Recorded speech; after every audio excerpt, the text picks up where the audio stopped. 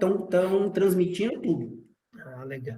Então, uma boa tarde novamente a todos. Um prazer enorme aqui receber no nosso, se eu não estiver enganado, pessoal, nosso terceiro seminário, né, dessa série aí dos seminários de pesquisa em economia do programa de pós-graduação em economia da UFSCar 2023. A gente tem, né, feito aí esses seminários iniciais, uma certa parceria com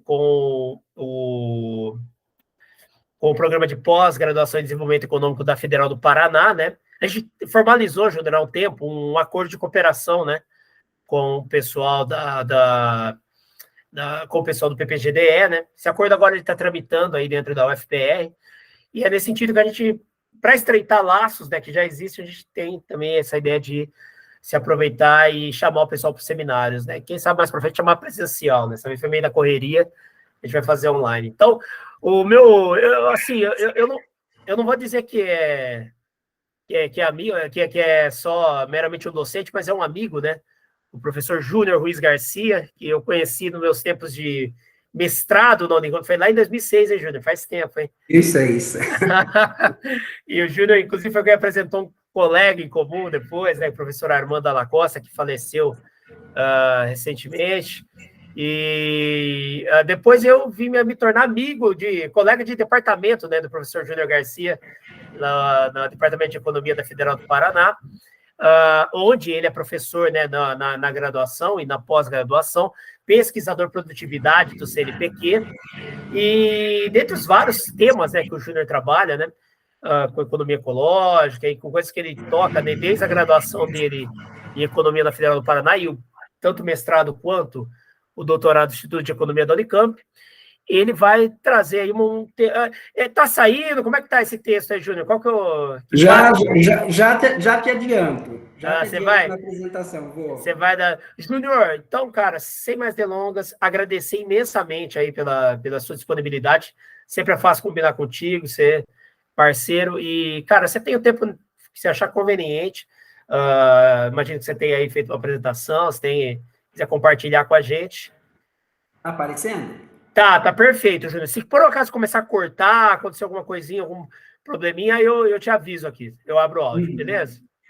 Não, perfeito. Se não, cara, brigadão mesmo e a palavra é sua, meu caro. Eu só vou pedir, Gustavo, Pode falar, Júnior. Caso fale alguma coisa, porque eu não consigo ver depois vocês, a hora que eu coloco no modo da apresentação. Não, se der algum problema, eu abro o áudio aqui e te chamo. Já falo, Júnior, cara, volta aí, cortou. Se eu não for falar nada, porque a coisa está caminhando bem, pode ficar tranquilo.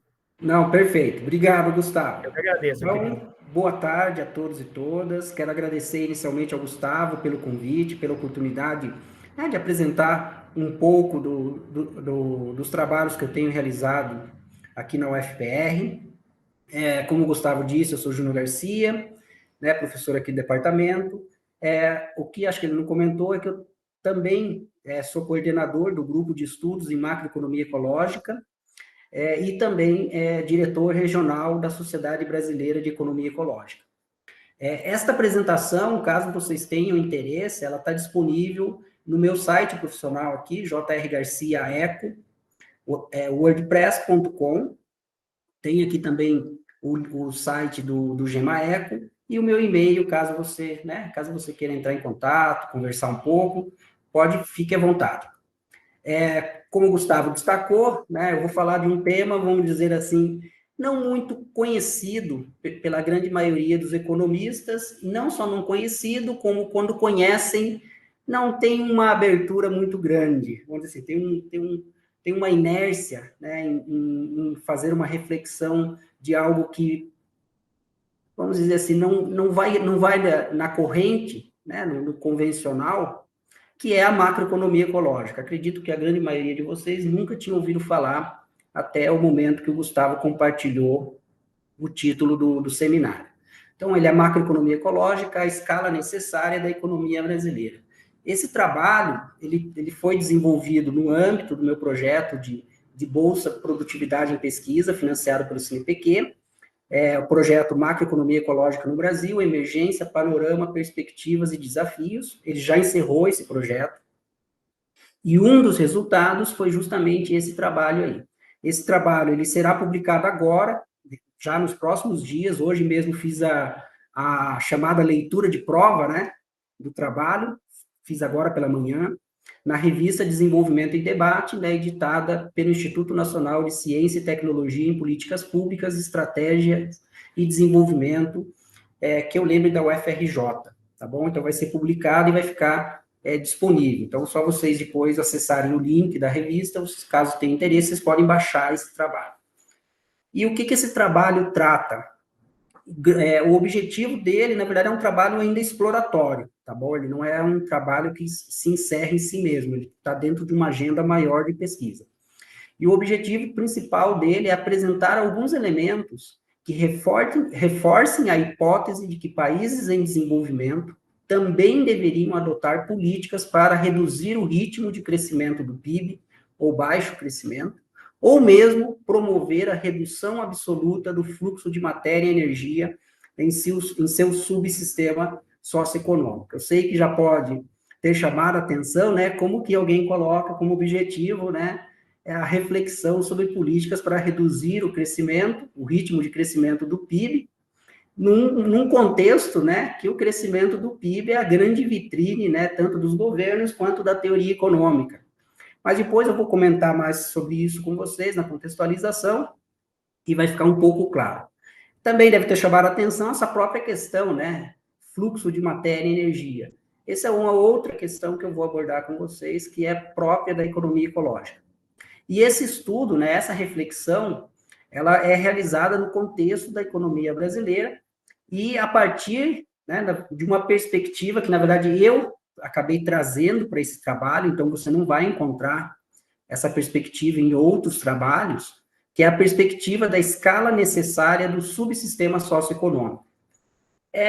Né, numa linguagem, vamos dizer assim, que vocês conhecem, né, nós como economistas, é como se fosse uma questão da regra de quando parar de crescer. Na microeconomia, vocês estudaram lá a teoria do consumidor, teoria da firma, né, da teoria da produção. Estou falando aqui da microeconomia neoclássica, né? E tanto na teoria do consumidor quanto na teoria da produção, nós temos essa regra, né? Até quando eu consumo uma unidade adicional de bem ou serviço, ou até quando eu produzo uma unidade de bem ou serviço. Essa é a regra de quando parar. Só que essa regra, ela não é considerada na teoria macroeconômica, ela está restrita à microeconomia neoclássica. E uma das discussões é justamente, vamos dizer assim, trazer essa reflexão. Se existe uma regra de quando parar de crescer na microeconomia, por que não devemos considerar que isso também seja factível na escala macroeconômica? Claro que não é, já adianto para vocês, uma abordagem neoclássica, na verdade é uma abordagem muito distinta do que vocês estão acostumados, e eu vou fazer essa breve contextualização para vocês entenderem um pouco. Então, a base teórico-metodológica é a base da economia ecológica. Infelizmente, né, não temos muito tempo, então vou ser bem sucinto nessa parte. Espero, Gustavo, que eu não ultrapasse 1 hora na fala, quero falar menos de 1 hora. E o que caracteriza a economia ecológica? Né? Depois de muita reflexão, já estou há mais de 10 anos trabalhando a partir da perspectiva da economia ecológica, na verdade, hoje, né, me considero um economista ecológico, e eu consigo hoje resumir, pelo menos é uma proposta, em 4 grandes elementos que caracterizariam a economia ecológica. A primeira delas é que a economia é um subsistema aberto sustentado pelo subsistema natural materialmente fechado. Eu não tenho muito tempo para explorar, mas essa questão de subsistema aberto e subsistema materialmente fechado, nós estamos falando, na verdade, a partir da física termodinâmica. Então, nós estamos falando de sistema aberto, quando nós temos fluxo de matéria e energia, e sistema fechado, quando nós só temos fluxo de energia. Depois eu vou apresentar rapidamente uma ilustração para vocês, e isso vai ficar mais claro. Dado que nós estamos trabalhando com fluxos de matéria e energia entre sistemas, nós não podemos deixar de considerar a importância da primeira e da segunda leis da termodinâmica na dinâmica social e econômica. Né? Só para recordar, não vou exigir de vocês, né, que lembrem do ensino médio, mas a primeira lei da termodinâmica é a lei da conservação de energia, e a segunda lei é a lei da entropia. Só para deixar de instigação para vocês aí, né, de provocação, a natureza da escassez na economia, ela é resultado direto da segunda lei da termodinâmica, só para vocês, né, refletirem sobre a importância da lei da termodinâmica para a economia. Terceiro item, dado que eu estou trabalhando com fluxos de matéria e energia, relações entre sistemas, não é possível que eu adote uma abordagem, como nós adotamos em grande maioria na economia, chamada monodisciplinar, uma característica monodisciplinar.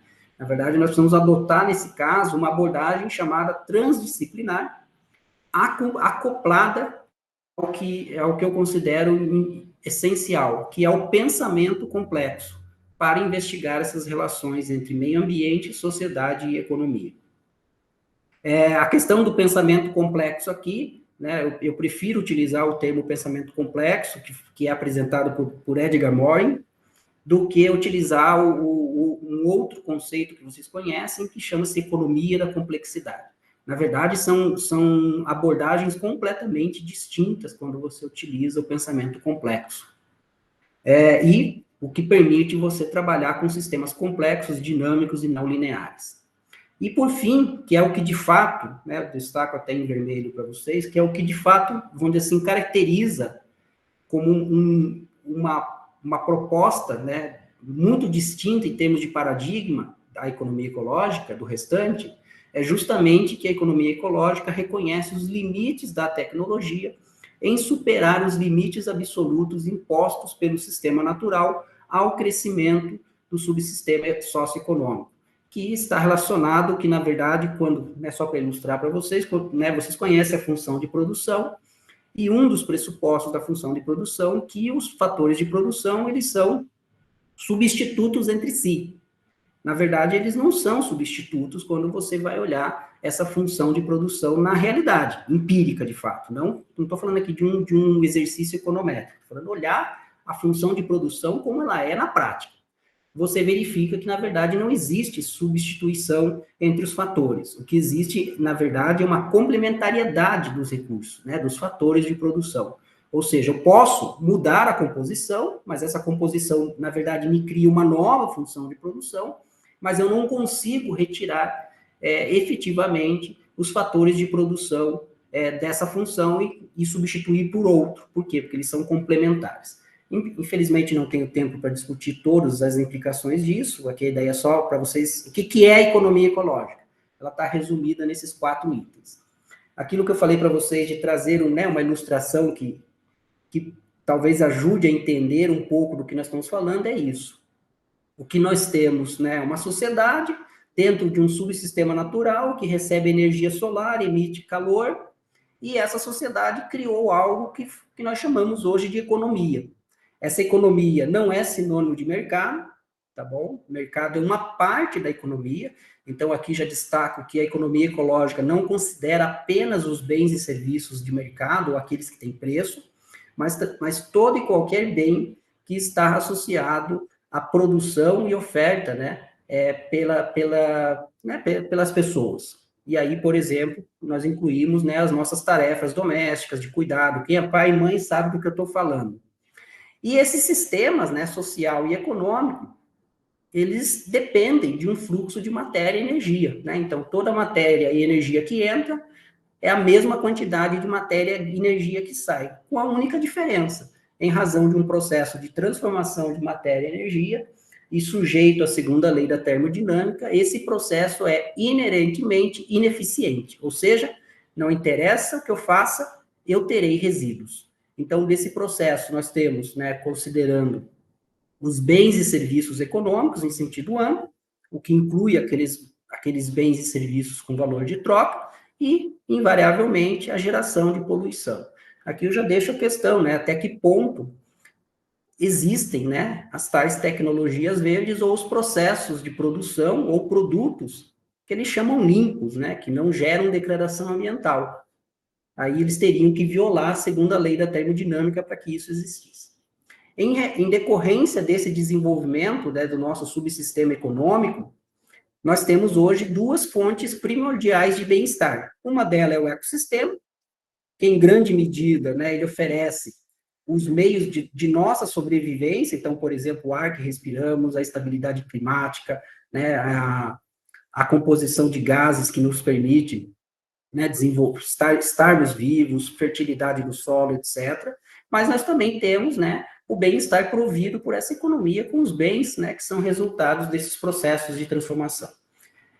Teria muito mais coisa para falar, mas o que eu quero é só passar essa mensagem, né, a respeito da economia ecológica. Então, esse aqui é o que nós chamamos de visão pré-analítica da economia ecológica. Então, quando nós olhamos qualquer problema, nós estamos olhando com essa perspectiva aqui.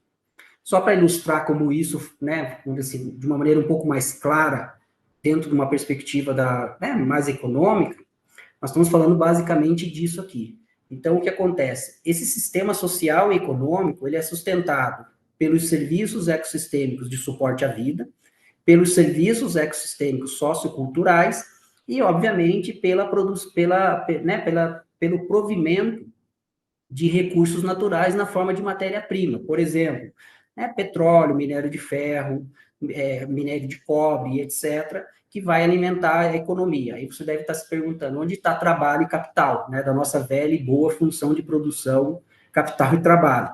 Ele está dentro do nosso sistema aqui, né? Então, o trabalho, ele vem das pessoas, e o capital, ele utiliza desses serviços ecossistêmicos para produzir as máquinas e equipamentos que nós temos. O conhecimento vem daqui, a tecnologia vem desse sistema social e econômico. E o produto e o consumo estão aqui dentro. O que esse sistema manda para o sistema natural, o subsistema natural? Os resíduos. E lembrem que aqui nós estamos falando dos resíduos também do consumo. Em razão da primeira e da segunda lei da termodinâmica, principalmente da segunda, a reciclagem é parcial. Então, eu não consigo ter hoje sistemas 100% eficientes de reciclagem, ou seja, sempre eu terei perda entrópica, e não só isso, né? O processo de reciclagem, ele também é um processo de transformação de matéria e energia. Eu não sei se vocês têm claro, mas, por exemplo, não existe a possibilidade de reciclagem de energia. Dado que o nosso sistema econômico e social é intensivo em energia, toda e qualquer atividade humana de produção e consumo, incluindo a reciclagem, ela necessariamente exige uma entrada nova de energia. Eu não reciclo energia, simples assim. Então, dado essa base teórica, eu vou falar um pouco sobre essa questão do crescimento dentro dessa visão pré-analítica. É conhecido, né, os economistas são disciplinados desde o início com essa questão de que a economia, ela tem, né, vamos dizer, ela está aqui para promover o crescimento econômico. Inclusive, né, nós estendemos essa perspectiva de crescimento econômico para o desenvolvimento sustentável. Então, o alcance do desenvolvimento sustentável, ele é associado, melhor, condicionado ao crescimento econômico. Ou seja, se não tivermos crescimento econômico, não alcançaremos um desenvolvimento sustentável. E hoje, de maneira mais contemporânea, né, os economistas até adequaram, né, colocaram um novo adjetivo a esse crescimento econômico, né, crescimento econômico verde. E, nesse caso, nós estamos falando basicamente, né, do aumento do produto da economia, seja do aumento total, né, o nosso PIB, ou per capita. Fala-se muito, né, de que, nós estamos olhando o per capita, mas pode ver que todos os indicadores que nós utilizamos para refletir estão, né, em grande medida, presos ao PIB total, né, as taxas de crescimento, as metas e etc. E amparado nessa premissa, né, de que esse sistema econômico ele só existe para o crescimento econômico, a teoria econômica ela acabou se transformando, né, principalmente a macroeconomia, mas isso nós estendemos, inclusive, para micro e para as outras áreas, mas a macroeconomia ela ganha um destaque maior, justamente por conta do PIB, tem se considerado, né, que, na verdade, o que nós temos hoje é uma economia do crescimento do produto, ou do crescimento do PIB. Né? Nós não temos uma economia que, de fato, esteja preocupada com os problemas que afligem a sociedade. O desenvolvimento da sociedade e a resolução de todo e qualquer problema, na perspectiva econômica convencional, só serão solucionados a partir do crescimento econômico. A questão é, né, será que nós devemos condicionar a resolução de problemas sociais, ambientais, inclusive econômicos, ao crescimento econômico? A minha hipótese é que não, que nós não podemos condicionar o desenvolvimento da sociedade e a resolução de qualquer problema ao crescimento econômico do PIB. Sem contar, né, aqueles que estão no debate, a origem dos problemas ambientais é justamente o crescimento econômico. Então, vejam que nós temos, né, uma questão assim que não tem nem consistência teórica e lógica. Veja, se a origem dos problemas ambientais, sociais, e em parte deles econômicos, é o crescimento do PIB, como que o crescimento do PIB pode ser a solução? É uma questão que nós precisamos refletir. E, diante dessa economia ou macroeconomia do crescimento, não existe, né, aqueles que já estudaram tanto a teoria ortodoxa quanto a heterodoxa, vai perceber isso, não existe no núcleo duro, né, aquela teoria que domina o ensino de economia, as pesquisas, a economia aplicada, né, a orientação de políticas, tanto públicas quanto as ações privadas, sejam elas ortodoxas ou heterodoxas, elementos ou instrumentos, teorias e etc., que sejam capazes de orientar a definição de políticas, por exemplo, em situações em que o crescimento do PIB não esteja disponível, ou mesmo nem seja uma opção para a sociedade. Aí você vai se perguntar, mas como não esteja disponível? Pessoal, acabamos de viver uma pandemia. Eu já falava para os meus estudantes de graduação e pós-graduação, inclusive em palestras, que isso lá em 2014, 2013, falava o seguinte: pense na seguinte situação, né? Então vamos pegar nossa velha e boa função de produção, capital e trabalho, né? Lembre que a função de produção ela é utilizada tanto no micro quanto no macro, tanto faz. A diferença é só você colocar aquela que no macro ela é agregada. E pense a seguinte situação: eu tenho capital, eu tenho trabalho, mas eu não consigo ter produto. Isso é possível? A pandemia mostrou que isso é possível. Eu tinha capital, eu tinha trabalho, mas por conta de um vírus de contaminação e que colocava em risco a vida das pessoas, nós não podíamos realizar a produção e todo mundo tinha que ficar em casa. Ponto. O problema é o seguinte: o que a teoria econômica diz nessa situação? Se for pela vertente heterodoxa com viés keynesiano, vamos fazer política fiscal expansionista. Se você vai para um viés neoclássico, né, liberal, vamos fazer austeridade fiscal, porque vamos ter uma queda de receita e o mercado resolve. Problemas, se nós fizermos isso, o resultado vai ser pior. No caso da política fiscal, se nós fizermos com busca ao crescimento, a retomada do crescimento, nós vamos incentivar setores que não podem produzir.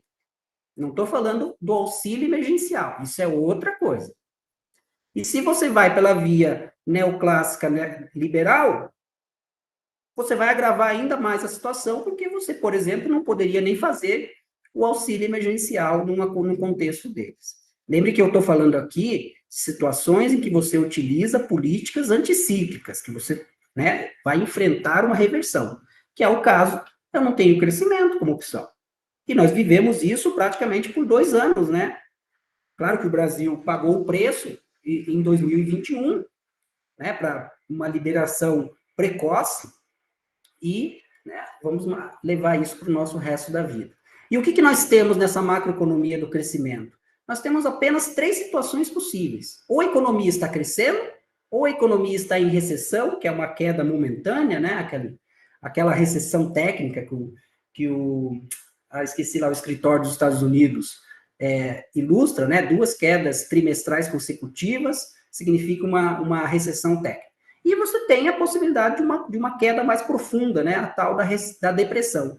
Ou seja, você não tem, em nenhum contexto teórico convencional, uma perspectiva que coloque a ausência de crescimento não como algo negativo nesse sentido, recessão ou depressão.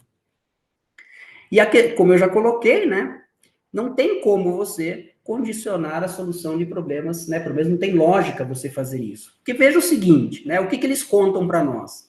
O crescimento econômico, leia-se PIB, é um meio para o desenvolvimento. Tá bom. Se o crescimento é um meio para o desenvolvimento, eu gostaria da seguinte resposta: se o crescimento econômico do PIB é um meio para o desenvolvimento, o que explicaria a sua incessante busca pelos países que já são desenvolvidos? Veja, se eu alcancei o desenvolvimento, pela lógica, eu deveria cessar a busca pelo crescimento ou estabilizar o produto da economia, e não colocá-lo como prioridade. Qual que foi a justificativa dos Estados Unidos e dos principais países desenvolvidos para não cumprir os acordos ambientais? Porque isso vai comprometer o crescimento do PIB. Pô, mas vocês já são desenvolvidos, o crescimento do PIB deixou de ser prioridade. A prioridade agora são outras questões. Isso só para colocar, né, a grande lacuna que nós temos, né? Então, nós temos lacunas no seguinte sentido, né? Quais as políticas para os países sem crescimento do PIB? Então, como que eu vou orientar, né, os governos que já podem adotar uma estabilização do seu produto da economia, por exemplo, os países desenvolvidos? Quais devem ser as políticas para promover a redução da produção e do consumo frente aos desafios postos pela perda de qualidade ambiental? No texto eu ilustro, né, eu coloco alguns exemplos lá. Por exemplo, nós enfrentando o problema das mudanças climáticas, isso já ilustra que nós ultrapassamos a capacidade de suporte do ecossistema global. Então, quer dizer que nós já ultrapassamos os limites do crescimento. Se já ultrapassamos, nós deveríamos refletir melhor sobre as políticas que nós adotamos relativas à busca pelo crescimento. E dado que nós temos as leis da termodinâmica, não existe produção limpa como é vendido aí na mídia e vendida por uma parte da academia. Né? As tais tecnologia verde, né? A produção sem degradação ambiental. Isso não existe. Isso aí é uma utopia, algo imaginário que é apresentado. Em regiões pobres, né, em situação de pobreza, é inegável que o crescimento contribui para o desenvolvimento. É inegável. Pensa, né, uma sociedade que não tem garantida o seu provimento de alimentos. Então, se você investir na agricultura, claro que isso vai aumentar o produto daquela economia. A questão é, este resultado é sempre positivo, mesmo nos países pobres? Ou seja, nós temos que discutir não o crescimento econômico, mas o que deve ser produzido, independente de ter ou não crescimento econômico, ou seja, adotarmos outras métricas, inclusive. E como última questão de lacuna, né, qual deve ser o objetivo da política econômica nos países em situação de pobreza?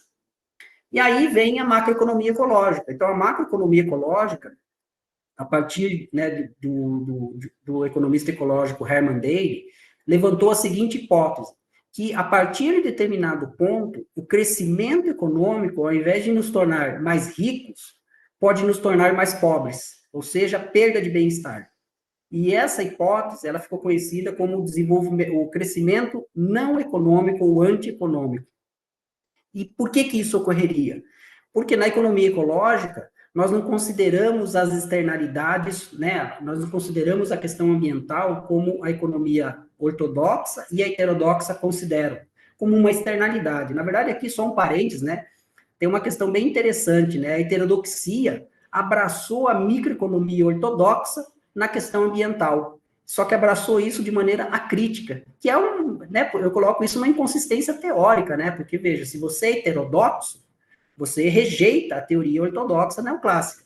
Como que você utiliza a microeconomia ortodoxa para sustentar políticas heterodoxas na macroeconomia no contexto de desenvolvimento sustentável? Isso é um pouco daquele problema de lacuna, né? Enquanto a economia ortodoxa apresenta uma alternativa, ou melhor, uma resposta à sociedade para incorporar a questão ambiental na análise econômica, a heterodoxia não fez isso. Não tem um corpo heterodoxo qualificado para tratar a dimensão ambiental. E aí eles, né, ficaram reféns e acabaram adotando a microeconomia ortodoxa. O crescimento econômico, o que acontece? Ele não ocorre no vazio. Né? Ele necessita de recursos naturais, ele é sujeito ao fluxo de matérias e energia, e a primeira lei e segunda lei da termodinâmica. Portanto, toda a produção econômica, né, de uma economia nacional, ela vai impor custos ambientais, sociais e econômicos. Só que hoje esses custos são sumariamente ignorados. Só que se nós incorporarmos esses custos na análise do crescimento econômico, pode ser que estes custos superem os benefícios do crescimento econômico. Nós temos um trabalho que chama-se o Índice de Progresso Genuíno, em que nós já apresentamos para a economia brasileira indícios de que talvez essa situação já ocorra no Brasil. Não só temos esses limites biofísicos, né, associados aos custos, Como nós também temos uma outra abordagem que chama-se o paradoxo de Easterlin, em que você tem um conjunto de estudos que mostram o seguinte, que sim, você tem uma associação entre crescimento do PIB e aumento do bem-estar mais subjetivo, mas só que essa associação, ela só vai até certo ponto. Chega um momento em que você tem o descolamento, né? Nós chamamos nos gráficos de boca de jacaré. Ou seja, o PIB continua crescendo, mas os indicadores de bem-estar subjetivo, eles não crescem mais, eles chegaram no seu limite. E quem apresentou isso foi Richard Easterlin. Aqui tem a referência, caso vocês queiram dar uma olhada. Então, amparado nessa perspectiva teórica, eu trago a questão da escala econômica necessária. Dentro da macroeconomia ecológica, nós temos basicamente 3 questões. Né? Na verdade, temos 2. A terceira, ela é derivada. Então, qual é a escala máxima do subsistema econômico em relação ao sistema natural? Porque, vejam, se o subsistema econômico agora é um subsistema, nenhum subsistema pode ser maior do que o sistema que o sustenta. Pense o seguinte, o seu coração pode ser maior do que o seu corpo? Essa mesma lógica é aplicada à economia, dado que a economia está associada a fluxos de matéria e energia. Qual é a escala atual do subsistema econômico em relação ao sistema natural? Ou seja, nós já ultrapassamos a capacidade de suporte, nós estamos próximos à capacidade de suporte ou nós estamos abaixo da capacidade de suporte? Hoje, o que nós temos um pouco de informação, no caso das mudanças climáticas, é o mais, vamos dizer assim, o mais proeminente, né? Nós já ultrapassamos a capacidade de suporte, ou seja, a escala atual do subsistema econômico em relação ao sistema natural é maior, ou seja, nós estamos numa trajetória insustentável. E a terceira questão, que é a questão que eu vou abordar, que eu trago numa nova perspectiva, é a chamada qual é a escala desejável ou necessária do subsistema socioeconômico. E nesse sentido, eu defini, né, essa escala econômica necessária da seguinte maneira, né, considerando a população, e nesse caso, né, aí, como eu disse, é uma abordagem exploratória, né, a população e a renda domiciliar real necessária para que a população tenha acesso aos bens e serviços essenciais para a sobrevivência humana. Sobrevivência não é subsistência, tá bom? Por que eu destaco isso? Porque hoje a nossa economia, ela é predominantemente baseada em bens posicionais, bens e serviços posicionais. Então, nós temos bens e serviços essenciais e bens e serviços posicionais. Então, o que acontece? Nós estamos direcionando fatores de produção, renda, recursos e etc., para a produção e consumo de bens posicionais, que tem uma pequena contribuição no bem-estar. O que de fato determina o bem-estar são os bens e serviços essenciais. E esses nós temos carência, nós temos uma oferta menor, né, do que uma potencial demanda, não estou falando aqui em termos puramente econômicos. E essa escala necessária, ela seria, esse produto, né, os bens e serviços essenciais, eles seriam essa proxy da necessidade ou do desejável da economia. E aí que eu coloco, né, que talvez mais importante do que definir os limites ecológicos, ou seja, a capacidade de carga do ecossistema global, talvez seja prioridade definir a nossa escala de necessidades efetivas.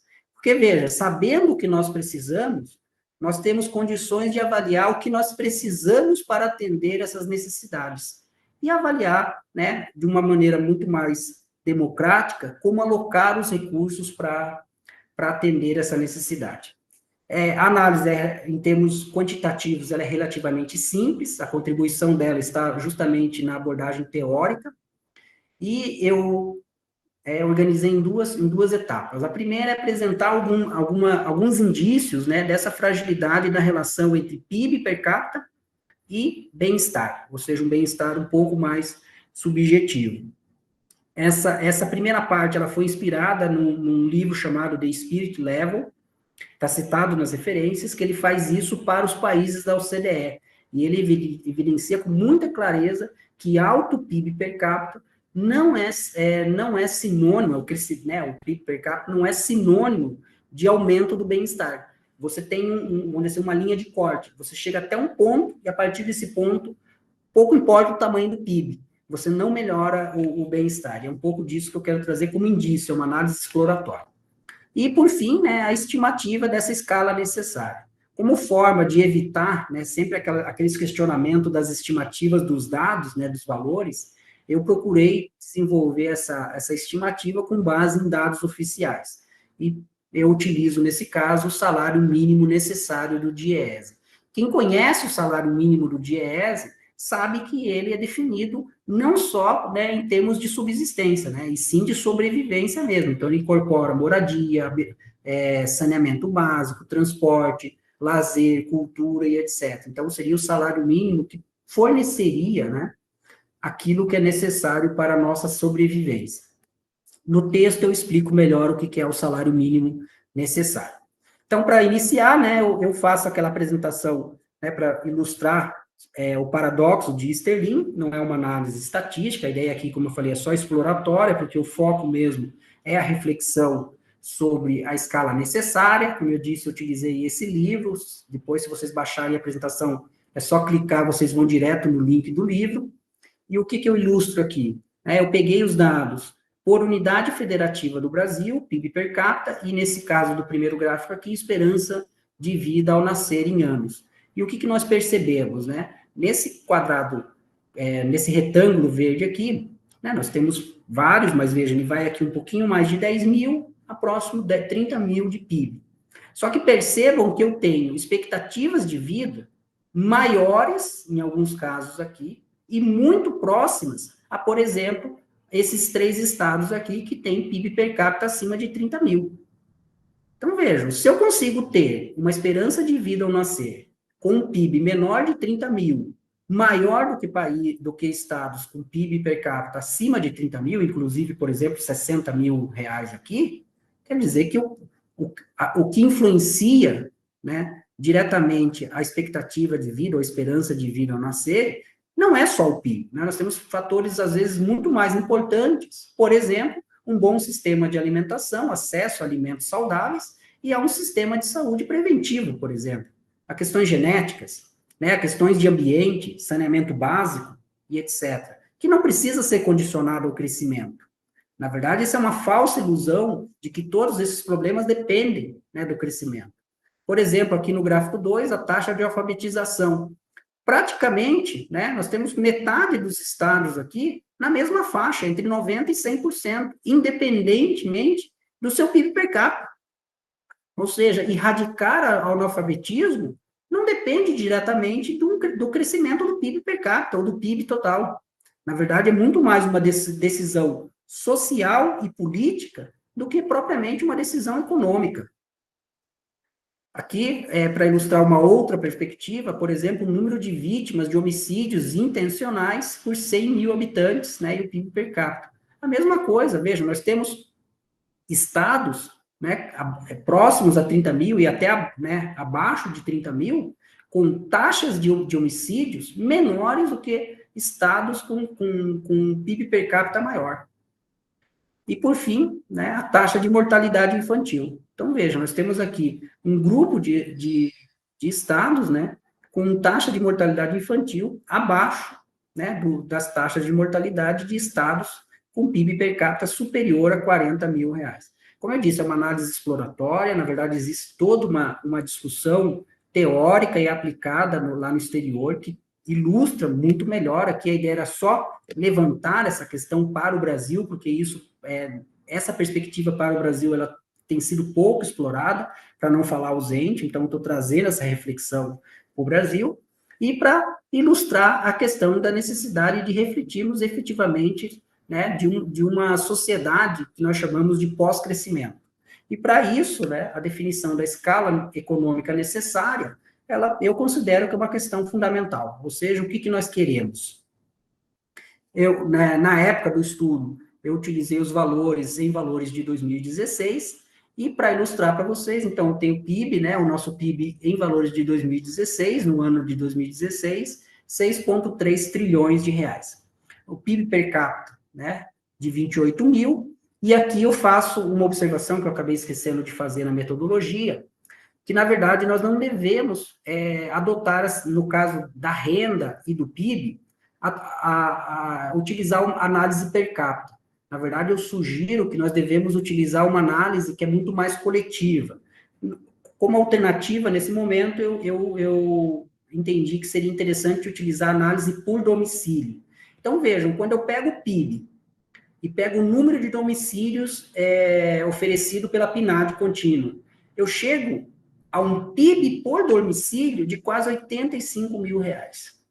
E por que domicílio? Porque, né, queira ou não queira, né, isso contraria algumas pessoas, nós somos seres coletivos. Né? Pense na sua residência. Veja, vamos supor que você tenha 4 pessoas vivendo na sua residência. Você tem 4 cozinhas? Você tem 4 salas de televisão, por exemplo? Salas de estar? Você tem 4 garagens? Você tem 4 banheiros, um para cada pessoa?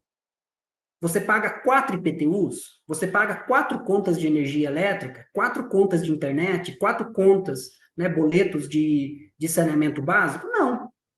Ou seja, como nós somos seres coletivos, grande parte do nosso consumo é coletivo, ele não é privado, individual, né? Salvo alimentação, mas mesmo alimentação é coletivo, né? Se vocês refletirem bem. Então, é um erro nós considerarmos per capita. Na verdade, nós deveríamos considerar coletivo, como nós somos seres coletivos.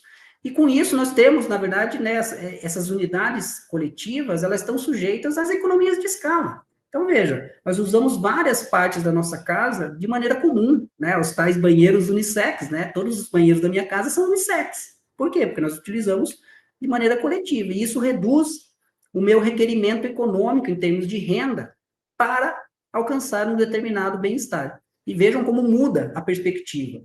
Eu acredito, né, e eu né, tenho experiência nisso, porque, né, preciso viver com renda também, quase R$85 mil é uma renda por domicílio relativamente boa, que te permite acessar todos os bens e serviços essenciais para a nossa sobrevivência. Uma boa moradia, né, uma boa alimentação e etc.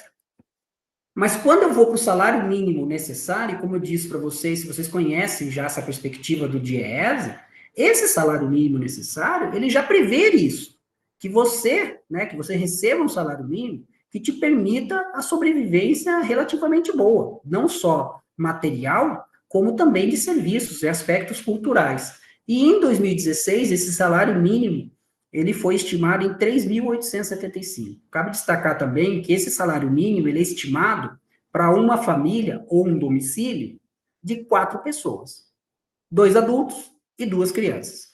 Não sei se vocês sabem, mas a média de pessoas por domicílio no Brasil, ela está próximo de 3 pessoas. Ou seja, esse salário mínimo necessário, estimado pelo DIEESE, ele já é maior do que o necessário por domicílio. Por quê? Porque ele utiliza 4 pessoas e nós estamos trabalhando já com 3 ou menos pessoas por domicílio. E quando nós fazemos, né, o produto do domicílio pelo salário mínimo necessário média anual, nós chegamos que nós teríamos 3,2 bilhões de salário, né, equivalente, salário mínimo necessário agregado. E veja que nós tivemos um PIB de 6,3 trilhões em 2016. Então, praticamente, com metade do PIB, né, nós conseguiríamos oferecer em termos de bens e serviços, claro que, né, eu não estou ignorando que nós precisamos fazer uma realocação dos nossos fatores de produção para atender essa demanda potencial que surgiria de uma redução das desigualdades no Brasil, mas a ideia aqui é ilustrar o seguinte, que a escala econômica necessária para oferecer à sociedade um relativo bem-estar, ela é muito menor do que o PIB hoje. Nós conseguiríamos universalizar o acesso aos bens e serviços essenciais sem grande esforço em termos de renda, né? Então, veja, nós já poderíamos sim pensar, né, numa sociedade pós-crescimento no Brasil. Né? Os economistas, eles defendem que o crescimento é essencial, como eu destaquei para vocês, inclusive a sustentabilidade, a problemática ambiental.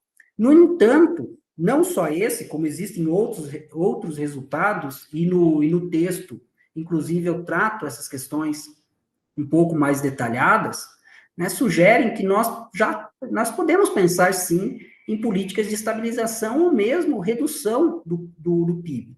Eu sei que falar redução do PIB, mas é que temos que utilizar uma linguagem um pouco mais acessível, né? Na verdade, o que nós estamos olhando aqui não é efetivamente valores monetários, né? Então, quando nós falamos PIB, nós, economistas ecológicos, estamos olhando, na verdade, o fluxo de matéria e energia necessário para alcançar o PIB. Então, a redução, na verdade, é a redução absoluta do fluxo de matéria e energia. Eu não sei se vocês sabem, mas os bens e serviços posicionais, eles são intensivos em matéria e energia, intensivos em degradação ambiental.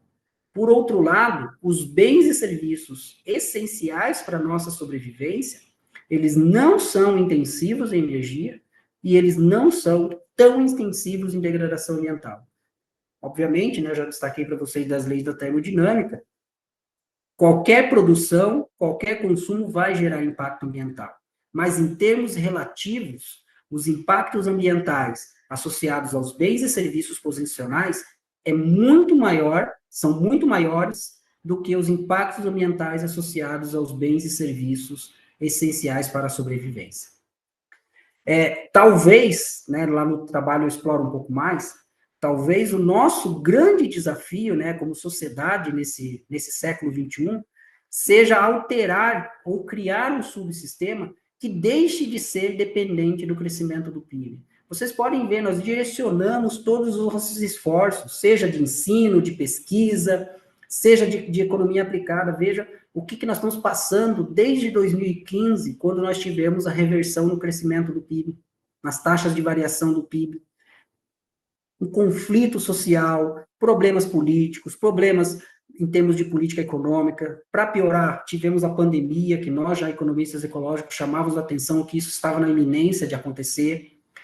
Não só isso, né, lá no texto eu destaco essa questão também, né, veja, nós temos hoje sistemas produtivos, né, tecnologias que nos permitiram um ganho de produtividade sem precedentes na história da humanidade. Mas a pergunta que ninguém faz é o seguinte: para onde foi esse ganho de produtividade? Que vejam, nós trabalhamos, né, eu, Gustavo, aqui, 40 horas semanais, isso trabalho efetivo, né, no sentido de cumprir jornada de trabalho. Coloque nessa jornada, né, o tempo de deslocamento, né, tudo aquilo que você precisa se preparar para trabalhar, você pode chegar tranquilamente a 60, 70 horas semanais de jornada de trabalho. Inclua nisso, né, todas as tarefas não mercado, preparação de alimento, cuidar dos filhos, cuidar, né, dos nossos pais, dos nossos avós, de nós mesmos, né, os serviços de cuidados pessoais, etc. Tranquilamente você chega a quase 100 horas por semana. Veja, nós temos jornadas de trabalho que não são compatíveis com a tecnologia que está à disposição. Então, para onde foram esses ganhos de produtividade? E aí, nesse sentido, principalmente produtividade em termos de produção de bens e serviços de mercado. Então, nós já poderíamos reduzir de maneira drástica, né? E não sei se o Gustavo conhece o texto do Keynes, né? As possibilidades econômicas para os nossos netos, em que 100 anos atrás, o Keynes, ele tentou projetar para 2030, que hoje nós teríamos uma jornada de trabalho de 15 horas, em que nós poderíamos, de fato, dedicar o nosso tempo para aquilo que, de fato, vale, é viver a vida. Ele, né, eu recomendo vocês lerem esse texto, que é muito interessante, porque o Keynes, ele traça, em linhas gerais, nesse trabalho, 100 anos atrás, o que nós hoje denominamos de uma sociedade pós-crescimento. Mas, ao contrário, o que nós fazemos? Todo ganho de produtividade, ele tem sido convertido em incentivo para mais consumo. E pior, mais consumo intensivo em matéria e energia. Quando nós consideramos a visão pré-analítica da economia ecológica, em que a economia e a sociedade são subsistemas abertos de um subsistema fechado, mais consumo, principalmente intensivo em matéria e energia, não é sustentável. Não adianta. Não tem tecnologia que vai permitir a sustentabilidade nesse contexto social. E aí, o que acontece, né? Uma das desculpas, principalmente dos economistas, né, quando eu apresento essa reflexão, essas questões críticas, você é contra a geração de emprego? Eu devolvo da seguinte forma: o objetivo da economia é realmente o crescimento contínuo do PIB e a geração de emprego? Vamos, né, o Gustavo é historiador, vamos voltar ao início da humanidade, quando nós começamos a organizar os sistemas econômicos. Nós organizamos os sistemas econômicos para alcançar o crescimento contínuo do PIB, para gerar emprego? É este o propósito da economia? Ou o propósito da economia é nos auxiliar no provimento dos meios necessários para a nossa sobrevivência? Se a economia é para auxiliar, né, o provimento dos meios necessários para a nossa sobrevivência, crescimento e geração de emprego são secundários. O que nós devemos dar prioridade é o seguinte: essa economia está provendo os meios necessários para a nossa sobrevivência? Sim. Essa economia está permitindo a universalização de acesso de todas as pessoas desta economia aos bens, aos meios necessários para a nossa sobrevivência? Essas devem ser nossas perguntas que deveriam orientar o nosso trabalho como pesquisadores e, obviamente, deveriam orientar tanto a sociedade, porque sem apoio da sociedade, nenhum governo, seja qual for autoritário ou não autoritário, não conseguirá, de fato, né, tomar as decisões ou definir as diretrizes necessárias para que nós possamos minimamente, né, virar, né, direcionar a nossa sociedade de uma trajetória hoje, que inclusive, né, o diretor da ONU já disse, né, na verdade nós já não estamos mais na época das mudanças climáticas, nós estamos já no colapso climático. O problema é que não é só o colapso climático, claro que ele é muito grave, mas são vários colapsos. Como a dimensão ambiental está ausente em grande parte das universidades de economia, das faculdades de economia, e principalmente da sociedade, eles não têm a real dimensão dos colapsos que já estão ocorrendo, dos ciclos que estão sendo quebrados. E pior, como nós estamos trabalhando com sistemas dinâmicos e complexos, nós não temos a mínima capacidade de prever, de projetar o que vai acontecer. Ou seja, nós estamos caminhando para uma trajetória que é o aumento da frequência de eventos de ruptura, de eventos abruptos, também conhecidos, né, hoje, né, claro que não são sinônimos, mas que são mais manifestos, os tais eventos extremos, que são eventos de ruptura, né, você está acostumado com uma média, e de repente essa média ela não existe mais, porque você tem um evento que compromete tudo o que vem. Veja o que está acontecendo, por exemplo, no Rio Grande do Sul, né, chuvas que estão muito acima da média. E por que são de rupturas? Vocês viram tanto o estrago material, quanto o estrago em termos de perdas de vidas. Aquilo lá não é mais reversível. Você tem uma mudança radical naquele sistema econômico social. Isso são eventos de ruptura. A questão é que hoje nós estamos vivendo esses eventos de ruptura já em escala regional. As pessoas não perceberam isso. E daqui a pouco nós viveremos esses eventos de ruptura numa escala nacional e podemos chegar, né, lamentavelmente, em eventos de ruptura à escala global. Ou seja, sem uma mudança nessa trajetória, não existe uma perspectiva mínima, né, de que nós tenhamos, né, uma sociedade um pouco mais sustentável e um pouco, né, no sentido de sustentabilidade, ou seja, durável, de permanência. Né? Talvez nós estejamos caminhando, né, para uma ruptura em termos de padrão social. Não estou falando de extinção da espécie humana, porque isso é difícil para acontecer, mas isso, uma ruptura de sistema social, isso é. Né? Eu vou fazer referência de novo ao Gustavo, que é historiador. É só você olhar a história. Quantas sociedades deixaram de existir? E deixaram de existir por quê? Vocês já se perguntaram? Por que que várias sociedades egípcias, maias, astecas, incas e etc. deixaram de existir? Em grande parte porque desrespeitaram a capacidade de suporte dos seus ecossistemas. E parece que nós hoje transportamos essa capacidade para a escala global, só que o problema é que nós não podemos nos deslocar no espaço, né? Alguém aqui imagina uma colônia, vamos dizer assim, de grande escala em Marte, humana? Obrigado, pessoal. Muito obrigado, Júnior. Rapaz, quanta coisa, quanta coisa. Agora, Oi. Deu quase 1 hora. Ah, não, não, deu menos, fica tranquilo. Você tem, você tem a licença aqui para falar quanto quiser, Júnior. Sempre é um prazer ouvi-lo e, cara, assim, é legal porque é fruto de uma trajetória sua, né? Eu, em parte, pude acompanhar, né?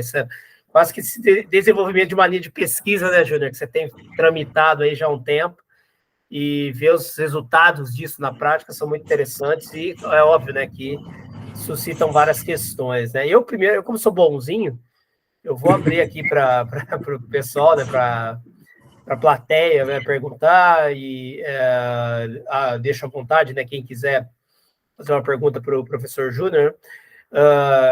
Professor Geraldo, tem algum questionamento aí? Você que sempre começa?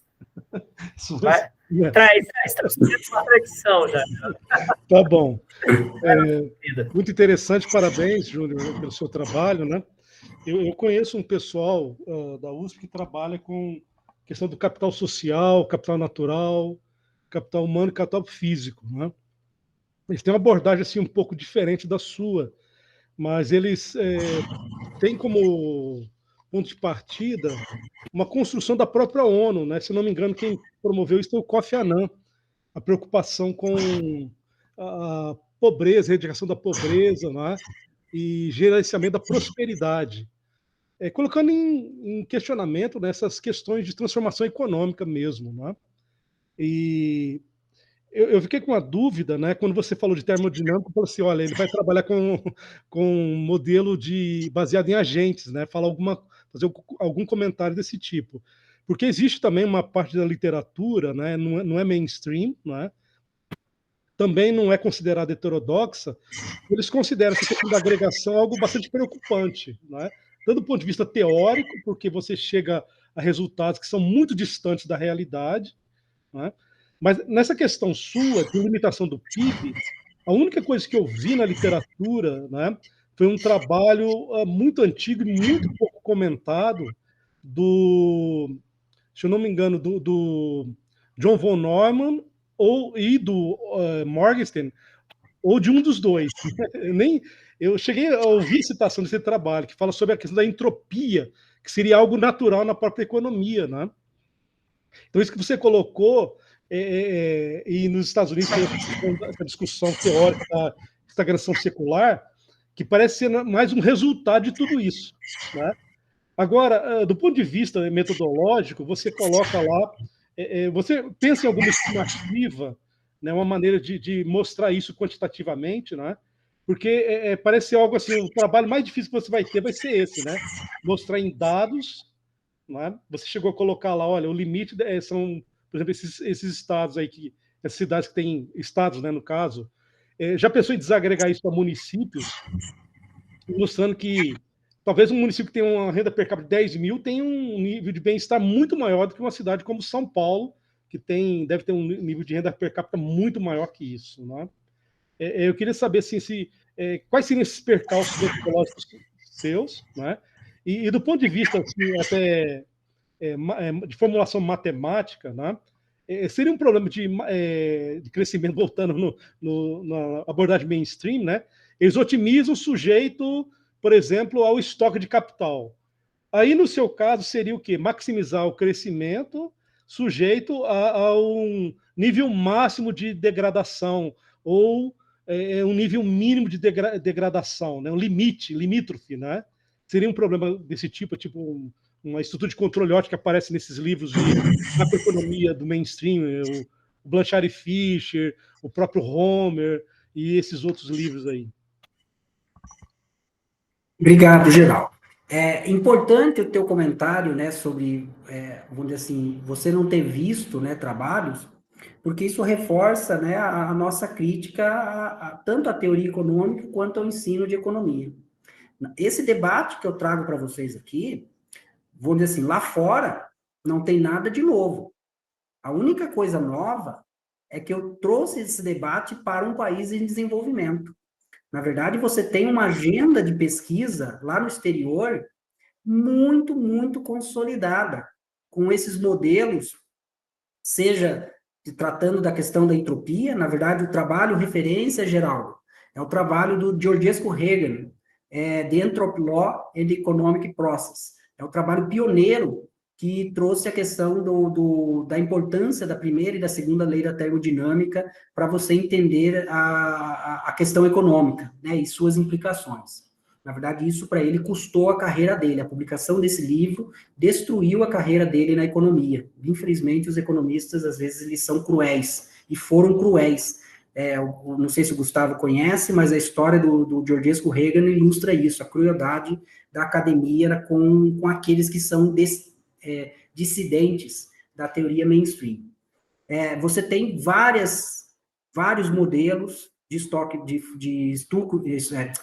stock flow, modelos dinâmicos, você tem modelos baseados em agentes, você tem, na verdade, vamos dizer, uma família gigantesca de modelos nesta perspectiva que eu trouxe para você, de uma sociedade pós-crescimento. Não estou falando aqui você aplicar esses modelos no contexto convencional, né, como você bem colocou aí, de maximizar o crescimento, de isso, não.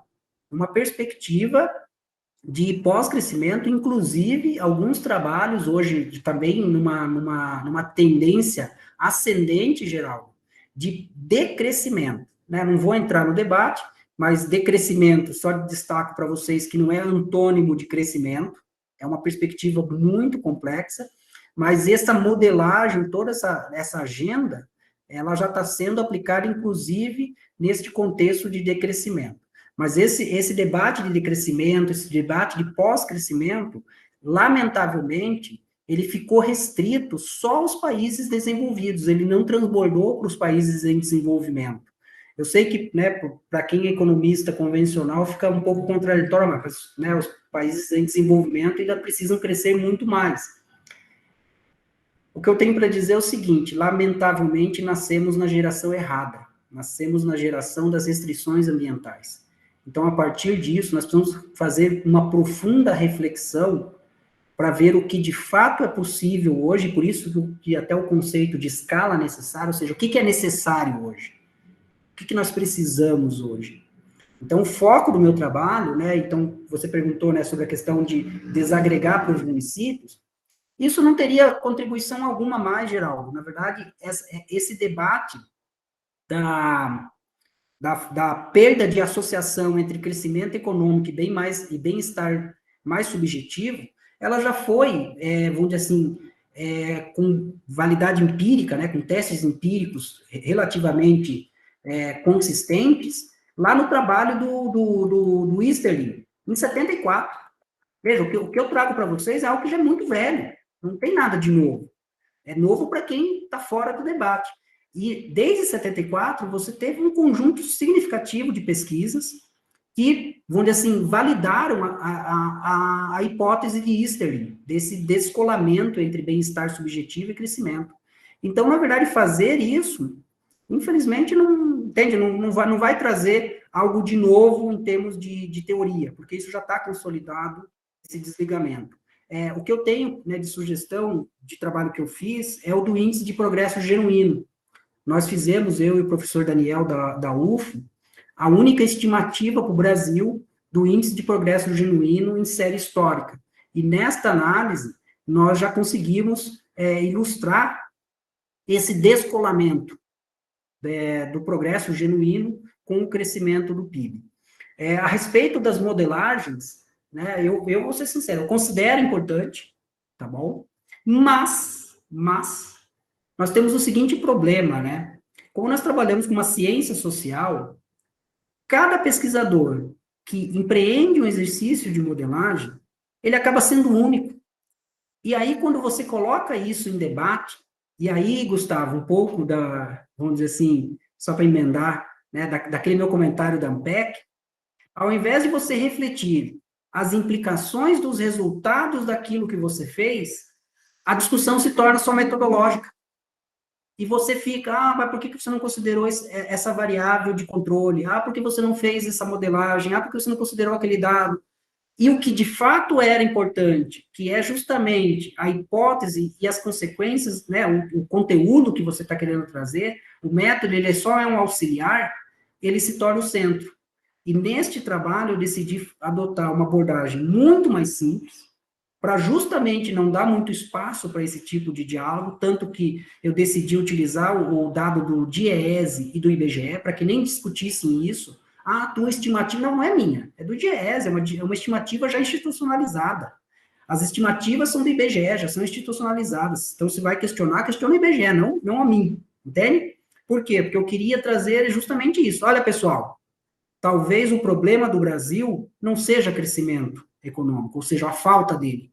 Talvez no Brasil seja escolhas sociais melhores. Por exemplo, por que não definimos como prioridade a redução da desigualdade? Por que não usamos como métrica de plano econômico, de decisão política, a redução da desigualdade ao invés do crescimento do PIB? Por que não mudamos? O que implicaria isso? Né? Por que não fazemos isso? Em primeiro momento, não fazemos, porque, lamentavelmente, a teoria econômica só discute crescimento. Então, você não tem sustentação teórica na economia convencional. E aí que entra a macroeconomia convencional, a macroeconomia ecológica. A macroeconomia ecológica vem chamar a atenção para isso. Nós precisamos fazer um desenvolvimento teórico novo, porque nós temos um contexto histórico novo, que é o contexto das restrições. Espero que eu tenha, né, me delonguei um pouco demais, mas que eu tenha respondido parte das suas perguntas. Sim, só um comentário, você falou aí da questão do aquecimento global, né? Eu conheci um professor, ele até fez uma apresentação aqui, ele era da Getúlio Vargas de São Paulo, e ele fez uma estimativa que em 100 anos nós teríamos um aumento da temperatura de 2 graus Celsius, em 100 anos, não é? Mas ele fez isso, acho que há uns 7, 8 anos atrás. E nesse ano, as estimativas são que nós vamos ter um aumento de temperaturas em torno de entre 2 e 2,5. Quer dizer, o que ele previu em 100 anos já aconteceu em menos de 10, né? Para mostrar assim, a gravidade do problema. Eu falei isso porque tem um professor, o Dasgupta, e você falou assim, os países desenvolvidos têm uma sinalização mais próxima dessas questões do que os países de desenvolvimento. E existe um grupo, né, na Inglaterra, em Cambridge, liderado pelo Dasgupta, que está aferindo o PIB não na produção de bens e serviços assim, mas levando em conta essas outras questões, tá? Como questão de bem-estar, a questão de preservação ambiental, recursos naturais disponibilizados, acesso, quer dizer, uma outra metodologia. E isso está dentro da cartilha, né, do Kofi Annan, dessas metas, né, que eles estão prevendo, né? Eu vou colocar aqui, tem um professor que ele está liderando a agenda pós-crescimento no debate, é o Tim Jackson. Tem um outro, Peter Victor, mas ele está aposentado, então já está, né, reduzindo o seu ritmo de trabalho como aposentado, mas ele está publicando ainda. Eu recomendo vocês acompanharem os trabalhos desses grupos, tem outros, porque eles estão com uma agenda de pós-crescimento muito interessante. Você falou da temperatura, na verdade, Geraldo, eu considero que a situação é pior ainda. Em 2012, eu fiz a minha tese de doutorado aqui em Curitiba, com os dados de Curitiba. E uma coisa que eu gosto, o perfil meu metodológico é o seguinte, eu gosto de olhar os dados. Olhar dado. Olhar, de fato, o que foi registrado. Então, na minha tese, eu peguei as séries históricas das estações de monitoramento climático e pluviométrico aqui de Curitiba. E peguei séries de 100 anos com dados diários. Então, né, para quem gosta de trabalhar com dados, deve falar, meu Deus, que maravilha. A vantagem de você abrir, né, a sua perspectiva metodológica te permite acessar informações desse tipo. E quando eu tabulei esses dados, né, organizei eles, que eles, né, você sabe, quem trabalha com dados sabe do que eu estou falando. Você pega os dados, vem aquela bagunça, né? Depois que eu organizei esses dados, né, e montei as séries históricas, né, minimamente aceitáveis, duas constatações. A primeira é que na região de Curitiba, nós já tivemos aumentos na temperatura média que podem chegar a 5 graus. E nós estamos falando em 2100. Então, nós temos regiões que o aumento médio da temperatura já supera 5 graus, se não mais. É que nós não olhamos os dados, lamentavelmente, nós não fazemos isso.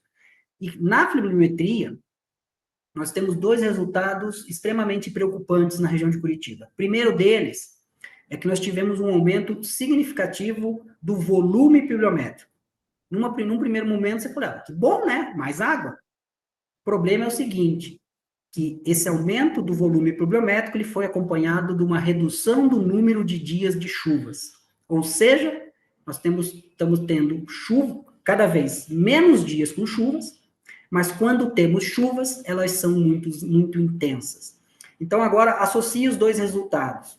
Eu tenho uma quantidade maior de chuvas, mais intensas, então, portanto, eu vou ter inundações, os sistemas de drenagem não serão mais capazes, ultrapassaram a capacidade de suporte dessas águas. Não sei se o Gustavo lembra, né? O bairro Batel, que é o bairro nobre de Curitiba, chuvas com frequência, até escrevi um artigo de opinião a respeito, né? Curitiba debaixo d'água.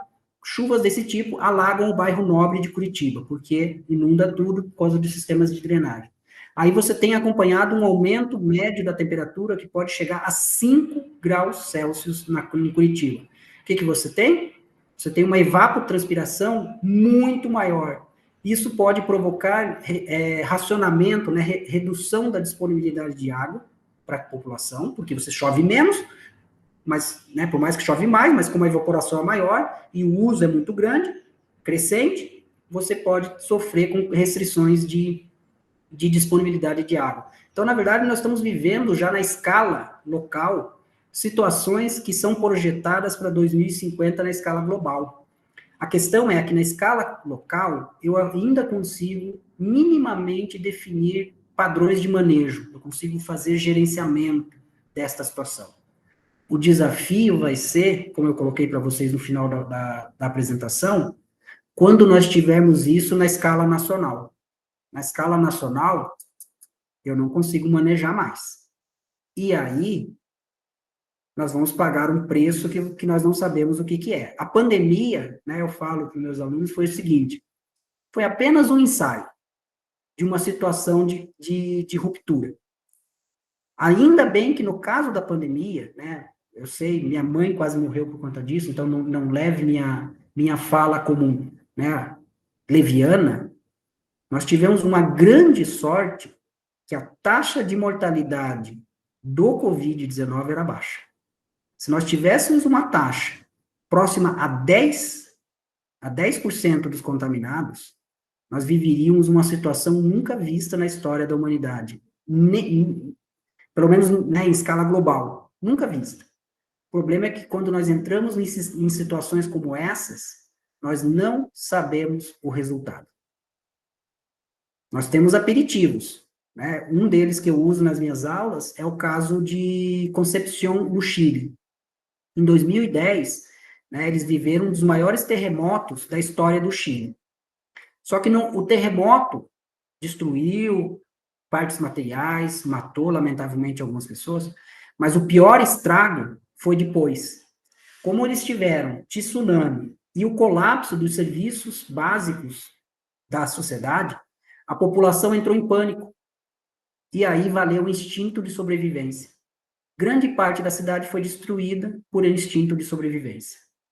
Pense isso agora numa escala regional, nacional ou global. Como que nós vamos manejar isso? E nós estamos, sim, numa trajetória de que isso possa ocorrer. Entende? Nós temos, como eu falo, eu estou falando porque eu estou acompanhando os dados, as pesquisas. Para quem está fora, vai falar, o Júnior está exagerando. Se você olha os dados, você vai ver quão preocupante é. As prioridades nossas não deveriam ser mais crescimento há décadas. Há décadas. Nós deveríamos ter deixado o crescimento como prioridade. A prioridade já deveria ser outra há muito tempo.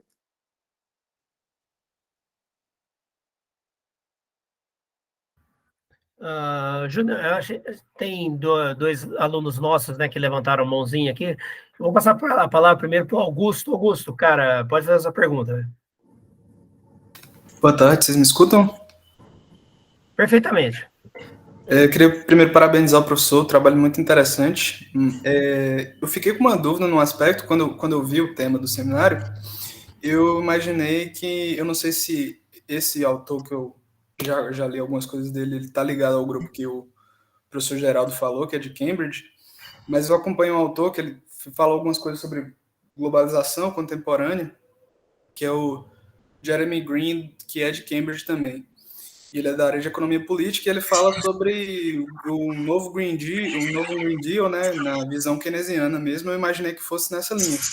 Mas é completamente diferente o seu trabalho, é uma perspectiva bem diferente do que eu imaginava. E eu fiquei com uma dúvida num aspecto, quando você falou de transformação, é da transformação mesmo na direção de um novo ritmo de crescimento, de um novo modelo de sociedade, digamos assim. Eu acho que aí isso mudaria também o padrão de consumo das pessoas, tudo isso estaria incluso na maneira dessa nova forma de organização social. Assim, eu fiquei com um pouco de dúvida em relação a isso.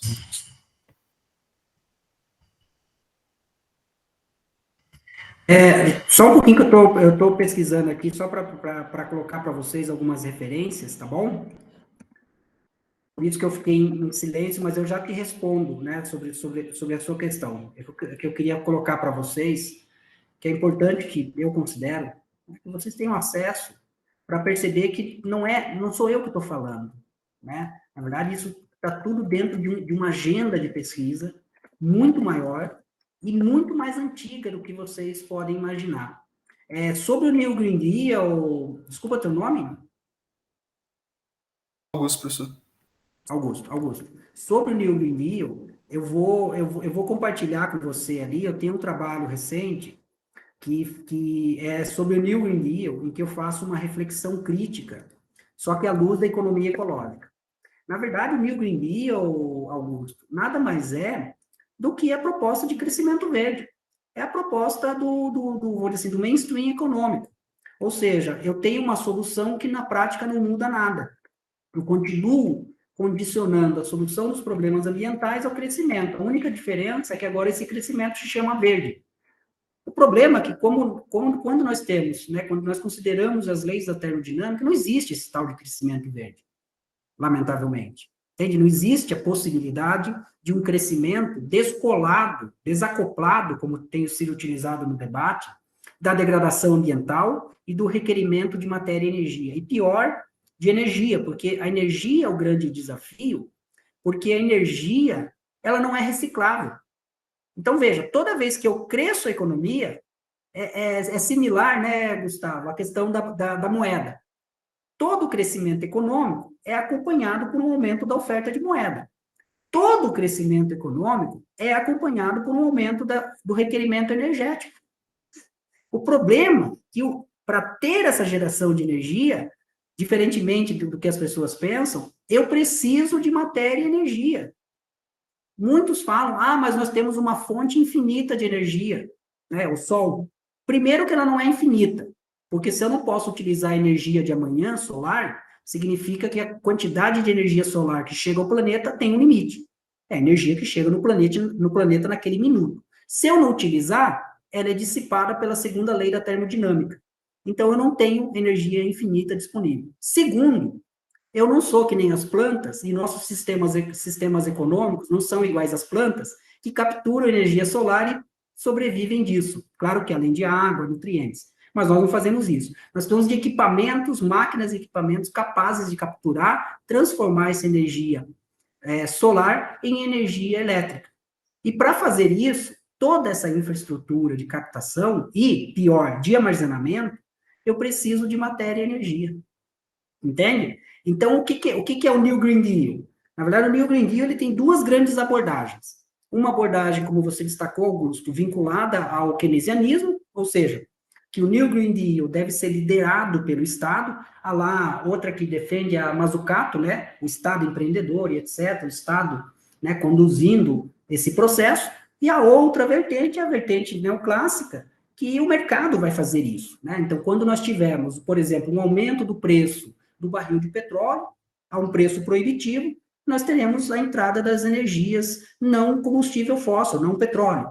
A questão é, nós estaremos vivos até lá como sociedade para esperar esse preço sinalizar isso? Até parece que as tecnologias já estão prontas e é só abrir a gaveta da minha escrivaninha e pegá-las, como, por exemplo, o modelo de Solon trata com essa tecnologia exógena, como se tivesse um Deus com conta-gotas, gotejando tecnologia, e, de repente, quando nós tivermos esse momento de que nós tivemos o esgotamento efetivo das reservas de petróleo viáveis economicamente, nós teremos essa... Não, nada garante disso. Não temos garantia, nós não vivemos um sistema determinístico. Então, na verdade, o New Green Deal, na verdade, eu qualifico num outro texto, só que é um artigo de opinião que eu escrevi, que chama-se Ilusão Verde. Na verdade, lamentavelmente, o New Green Deal, e todo esse conjunto de discussão de economia verde, na verdade, é apenas uma ilusão verde. Nós estamos olhando uma miragem e achamos que chegamos ao paraíso, que é a solução salvadora que vai resolver o problema climático, a perda de biodiversidade, a pobreza e a desnutrição. Lamentavelmente, não vai. E pior. E aí que vem, né, o contraditório que o pessoal não gosta muito. Talvez o resultado do nosso investimento nesta trajetória chamada verde, ela pode gerar uma situação pior do que se nós não fizéssemos nada. Pior. Por quê? Porque essa trajetória é intensiva em matéria e energia e pior, excludente. Excludente. É só você ver o rol de tecnologias da economia verde. Ela não está acessível aos países em situação de pobreza, às pessoas em vulnerabilidade. Portanto, eu estou utilizando recursos que já são escassos e limitados, que poderiam amenizar a situação de vulnerabilidade dessas populações para uma solução que é uma ilusão. O que vai ser no final? Um país com uma quantidade de pessoas maior ainda em vulnerabilidade social, com um ambiente, com o diretor da ONU disse, né, de colapso ambiental, e sem perspectivas políticas, né, consistentes, porque isso vai estar, veja, você está vendendo uma solução, e a solução não vai melhorar, com governos sem legitimidade para propor outras soluções, e nós desmoralizados, né, porque nós é que estamos também apoiando na academia esse tipo de solução. Um questionamento, inclusive, até da ciência. O Ricardo, cara, você tinha levantado a mão? Quer fazer a pergunta? Tinha sim, professor. Eu ia perguntar, primeiramente, queria agradecer ao professor Júnior, né? Excelente apresentação e com um tema muito importante. Eu ia perguntar, queria pedir para o professor, na verdade, falar um pouco mais da visão dele sobre o crescimento verde, né? Só que na resposta da pergunta do Augusto, ele já acabou entrando um pouco nesse tema, então, por isso que eu tinha baixado a minha mão aqui, mas, poxa, muito obrigado, professor. Obrigado, Ricardo. Na verdade, a questão do crescimento verde, ela entra no mesmo tema central do artigo. Eu preciso condicionar a resolução ou a tentativa de resolver o problema das mudanças climáticas ao crescimento? Será que é um problema de ausência de crescimento? Vou além.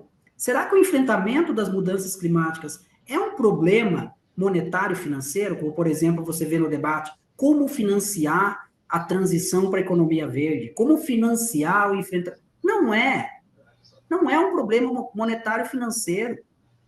É um problema ético, moral e político. É isso. Hoje nós temos tecnologia, nós temos recursos, nós temos institucionalidade, nós temos tudo o que nós precisamos para resolver esses problemas. Não é uma questão de crescimento. É uma questão de nós nos organizarmos e efetivamente, né, desejarmos buscar uma solução para esses problemas. É isso. E que nós não fazemos. Por exemplo, começando pela formação dos economistas. Como, em pleno século XXI, no contexto de colapso climático, você coloca disciplinas que tratam da questão ambiental como optativas, ou como disciplinas isoladas, ou como uma disciplina. Por exemplo, o Gustavo perguntou, né, o que eu estava lecionando. Eu estou lecionando macroeconomia. Disciplina convencional, que utiliza os textos clássicos que vocês utilizam na graduação, só que com uma diferença. Primeiro, que toda a minha macroeconomia são com dados brasileiros, e dados atualizadíssimos. Segundo, que eu trago dentro de todo o debate da macroeconomia, todo esse debate que eu trago para vocês. Todo. Eu trago economia verde, eu trago, não sei se vocês conhecem o modelo ISLN-EE, que incorpora o equilíbrio ambiental. Eu trago toda essa discussão.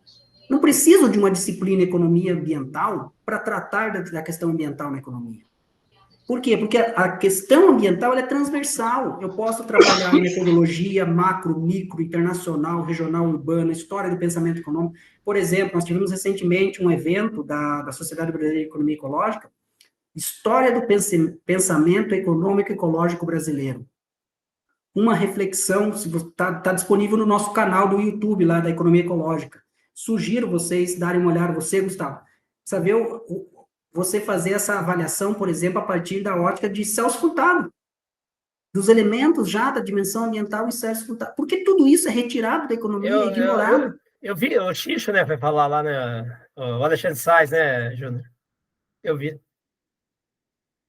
Então, veja, eu não preciso de disciplinas optativas ou disciplinas eletivas.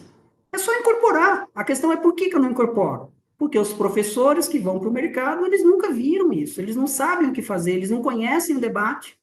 Por isso que eu acabei enchendo um pouco aí de referências para vocês, porque eu considero, né, vocês da pós-graduação como o elemento de mudança. Quando vocês, né, concluírem seu mestrado e futuramente seu doutorado, como que vocês serão professores e pesquisadores? Continuarão ignorando a realidade, como nós fazemos hoje? Porque, na verdade, é isso, na prática é isso. Quando você ignora o colapso ambiental, você ignora a realidade. É simples assim. Não tem, né, não tem muito mistério, né? Vamos continuar ignorando? Ignorar por quê? Eu sei que eu estou sendo bem provocador, né? Porque, como o Gustavo falou, já estou há alguns anos nessa trajetória, e eu vejo que se nós não... Na verdade, o futuro já é passado. Então, isso já sinaliza para vocês a urgência desta mudança na economia. O futuro já é passado. Ou seja, já estamos muito atrasados. Agora é nem correr atrás do prejuízo. É apenas tentar que o prejuízo seja gerenciável. Só isso, que o prejuízo já está dado. Vai lá perguntar para as milhares de pessoas no Rio Grande do Sul o que elas pensam da situação agora. Infelizmente. Quem paga o preço? Nós, meros mortais, né? Veja, quantas pessoas, quanto sofrimento, porque alguém decidiu que a dimensão ambiental não é importante na análise econômica. Alguém decidiu. Isso não é natural. Entende? Economia é uma ciência institucional, de convenções. Até quando vamos manter a convenção de que meio ambiente é uma externalidade, e cujo objetivo da economia é promover a internalização das externalidades? Isso não tem consistência lógica. Se não tem consistência lógica, não tem consistência teórica. Então, que adianta, por exemplo, fazer exercícios econométricos para testar a curva de Kuznets ambiental? Não existe curva de Kuznets ambiental porque ela não tem consistência lógica e teórica. Eu sei que agora peguei pesado com aqueles que conhecem a curva ambiental de Kuznets, mas é porque algo que me incomoda. Toda vez, em toda AMPEC, Gustavo, tem alguém que vai lá e apresenta um artigo testando a curva de Kuznets ambiental. Toda vez. Não tem consistência lógica e nem teórica. Ou seja, ela simplesmente tem que ser descartada. Descartada. É uma hipótese que não tem consistência. Mas não. Seguem lá as reproduções de estudos econométricos aplicando. Ah, porque eu vou adotar um novo modelo econométrico. Mudou uma vírgula na programação. Acho que o Geraldo está instigado aí com o tema, quer falar mais. Vai lá, Geraldo. Não, só uma consideração. Então, na sua visão, essa questão da economia verde que o Augusto falou, seria colocar vinho novo em odres velhos. Seria esse resumo. Porque eles vão mudar a roupagem, tá certo? Melhor, mudar o conteúdo. Lá, não, agora a economia é verde. Mas o objetivo é sempre o crescimento do PIB. Então, o resumo, né, do que você tem como proposta nessa discussão de economia verde é colocar vinho novo em odres velhos. Seria isso? Isso mesmo. Na verdade, é um pouco daquilo que eu falei, Geraldo. Você apresenta uma solução que você não muda nada. Entende? Você continua fazendo o que você continua fazendo. Eu não sei se você é familiarizado com a economia do meio ambiente, a neoclássica.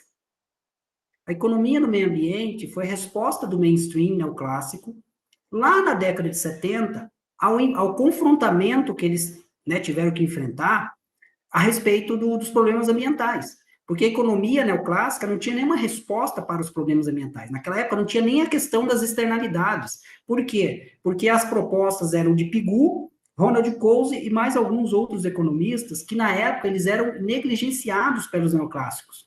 Só que quando você tem uma pressão social, uma pressão política para uma resposta teórica da economia a respeito dos problemas ambientais, o que a economia neoclássica fez? Ela pegou todo o seu aparato microeconômico, ortodoxo, aquilo que vocês sabem, e simplesmente falou, ó, o meio ambiente é uma externalidade, e essa externalidade tem que ser internalizada, ponto. E o sistema de preços resolve tudo isso. Aí o que você tem? A economia ambiental nada mais é do que uma aplicação específica da microeconomia ortodoxa, ou seja, você dá uma resposta, mas você em nenhum momento reflete se o seu aparato epistemológico é adequado para tratar aquele problema. Tá bom? É isso que nós estamos fazendo na economia aplicada. Nós estamos propondo uma solução que chama-se crescimento verde, na qual não implica mudança nenhuma no sistema econômico e social. Por isso que o keynesianismo abraçou. Por que o keynesianismo abraçou? Ele não tinha uma resposta para a problemática ambiental. Com o New Green Deal, que já vem lá do passado, de 30, né, da década de 30, eles falaram, pô, aqui, ó, o keynesianismo tem a proposta. Qual que é a proposta? O Estado. Mas isso já não é a proposta atual já do keynesianismo, que o Estado tem que liderar o desenvolvimento, né, fazer as políticas econômicas, tanto anticíclicas e, na medida do possível, as políticas de crescimento econômico? A única diferença agora é que tem o adjetivo verde, ou seja, a mesma coisa. Continua ignorando as leis da termodinâmica, continua ignorando tudo aquilo que está acontecendo na sociedade, né, em termos de questões ambientais, etc, etc. É o bem que você falou. Ricardo, levantou a mão, meu caro? Sim, eu queria fazer uma última pergunta aqui, que foge um pouco do tema, mas, sei lá, só por curiosidade, né? Eu queria saber a visão do professor Júnior perante a gestão, né, do atual governo frente, enfim, todas as questões climáticas, aí, a crise climática. Se ele puder comentar, quiser, né, comentar um pouco. Perfeito, Ricardo. Na verdade, não precisa nem olhar para o governo brasileiro só, tá bom? Então, o meu comentário vale para os outros também. A gestão política, né, dos países, principalmente ali, quando você vai para o governo federal, como você está destacando, ela ilustra bem o vazio econômico, em termos de teoria, que nós temos. Por que o presidente Lula, de um lado, ele entra na agenda ambiental, né, internacional, mas do outro, por exemplo, ele apoia o pré-sal, apoia a extração de petróleo na bacia da Foz do Amazonas. Porque ele está buscando o crescimento econômico. É a única coisa que ele tem. Entende? É a única coisa que, na verdade, permite que ele esteja no cargo. Por exemplo, a minha hipótese em relação a Dilma só foi impedida, né, retirada do seu posto, porque nós estávamos num cenário de crise econômica, sem crescimento do PIB. Só que aquela é uma outra hipótese que eu tenho, que aquela crise era inevitável. E, para mim, as evidências, veja, nós adotamos políticas keynesianas e adotamos políticas neoclássicas. E o resultado só agravou a crise, dos dois lados. Por quê? Porque era uma crise inevitável. Aquele contexto que eu chamei a atenção no artigo, Ricardo, que é o crescimento não é uma opção. Claro que precisa ser investigado por que ele não era uma opção lá na virada de 2014 para 2015. Por que ele deixou de ser uma opção? Eu tenho algumas hipóteses, não vou tratar aqui porque já são 15 para as 4, vocês devem estar cansados, mas fica para vocês. Por que talvez naquele momento, tanto faz adotar políticas keynesianas quanto adotar políticas liberais, a crise estava dada, não interessa. Na verdade, se eu não fizesse nada, talvez naquele momento, o resultado seria até melhor. Talvez. Bom, é só uma hipótese também. Então, o governo Lula, ele ilustra isso, essa ausência. Então, como ele não tem, né, uma base teórica e social que apoie isso, porque, veja, qualquer cidadão, qualquer cidadã, se você perguntar se ela é favorável ou contrária ao crescimento econômico, ou o crescimento econômico é importante para o bem-estar, muito provavelmente, de cada 10 vão falar que sim. Então, pense isso da ótica de um político que depende de eleição. Ele vai falar que ele é contra? Vou te dar um exemplo recente que me veio agora, Ricardo, para vocês refletirem. Em novembro de 2022, eu fui para a Colômbia fazer uma missão do Projeto Print. E lá eu descobri algo que falei, opa, tem um fiozinho de esperança. O Gustavo Petro, né, o teu xará, Gustavo, ele tinha acabado de ser eleito presidente, e vocês não vão acreditar o que ele fez. Para mim, ele fez um suicídio político, mas como economista ecológico, ele me deu um fio de esperança de que há mudança. Você acredita que ele trouxe para a pauta do governo da Colômbia? Veja, não é um Brasil, que tem uma estrutura econômica muito mais complexa que a Colômbia. Ele trouxe para a agenda do governo colombiano o pós-crescimento. O decrescimento, inclusive, ele teve a ousadia, eu coloco assim, ousadia, porque para um país como a Colômbia fazer isso é muita coragem. Ele colocou em debate um decrescimento. Ele colocou uma ministra de Minas e Energia com viés ambiental, favorável ao decrescimento econômico, à não exploração de petróleo. Eu falei, gente, esse cara, assim, não sei o que vai dar. Mas eu considero um suicídio político. Por quê? Porque a sociedade não está preparada para isso. E aí que entra o nosso papel como economistas. A nossa capacidade de atualizar as nossas teorias, de atualizar as nossas hipóteses, de trazer resultados de fato empíricos. Tem um trabalho do Paul Romer, que eu adoro, que é o de 2016, em que ele fala com todas as letras. A macroeconomia do século XXI é pior do que a macroeconomia da década de 60. E é verdade. E veja, é o Paul Romer, não é um economista ecológico. E parece que ninguém deu ouvido a ele, porque a agenda macroeconômica continua aí, a mesma, não mudou nada, tá bom? Então, Ricardo, o comportamento do presidente Lula, lamentavelmente, ilustra isso, entende? Essa contradição, veja que é uma contradição. Eu posso ir além para você, não sei se você lembra, tem uma campanha da Rede Globo que é bem assim, menos é mais, em que ela incentiva o consumo consciente, né? E o que é o consumo consciente? Nada mais é do que um consumo em que você minimiza, né, o seu impacto ambiental, em que você reduz o seu consumo. Acabou de passar a propaganda menos é mais, já vem a propaganda para consumo, incentivando o consumo, aí entra o jornal, o resultado do PIB foi catastrófico, foi abaixo do... Veja a contradição, ou você busca menos é mais, ou você busca crescimento.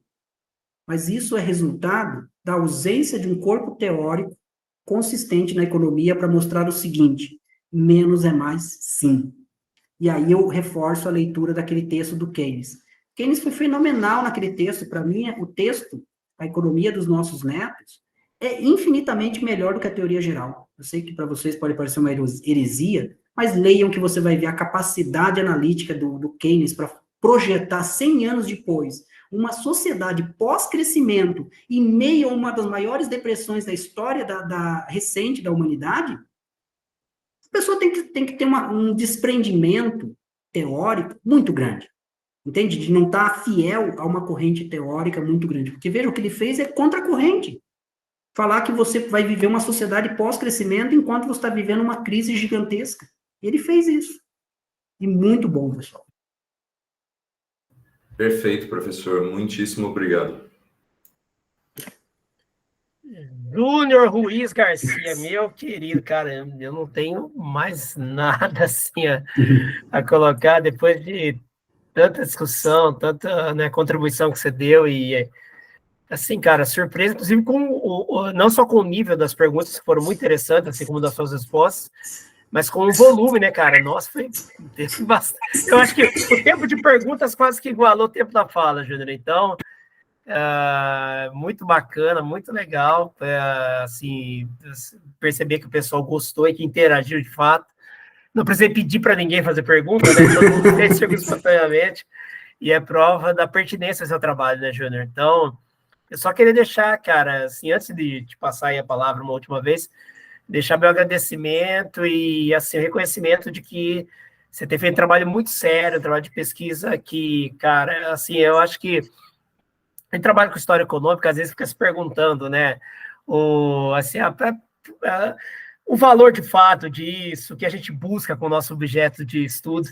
E eu, quando vejo um trabalho como o seu e como de alguns outros colegas em outras áreas, eu percebo que, assim, cara, a pertinência é das mais relevantes, né? O mundo clama por uma revisão como a que você tem feito, inclusive por um espalhamento, né, de teorias que lá fora já tem um espaço maior, mas que aqui dentro ainda são residuais, né? Então, eu acho que você tem essa missão, sei que você leva isso, né, Júnior? Às vezes até remando contra a maré, mas, cara, não desiste não, velho, desiste não, e siga em frente, e ademais, né, você é um grande amigo, um cara que a gente tem um passado aí em comum, e foi muito legal, muito bacana mesmo, cara. Espero trazer você presencial, Júnior, porque acho que vale a pena aí, diante de tantas colocações que os alunos e que os professores fizeram, acho que vale a pena chamar você uma segunda vez e dar também o seu nível, né, e a qualidade das publicações, né? Sempre tem coisa nova saindo aí da sua parte, então, quando eu chamar, você vai ter avançado ainda mais na pesquisa. Cara,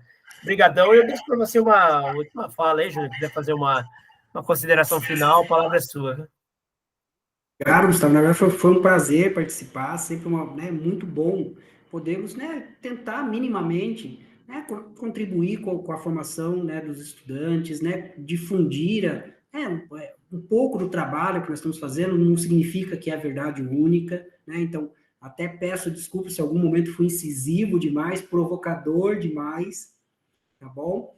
A respeito, Gustavo, quero fazer uma observação, você destacou a questão da história. Nesse debate, Gustavo, principalmente na busca de soluções, eu considero que o trabalho do historiador, os trabalhos de história econômica, eu considero eles fundamentais. E aí vai uma provocação para você, Gustavo, porque eu sei muito bem que fazer trabalhos, e isso eu falava para o saudoso Dalla Costa.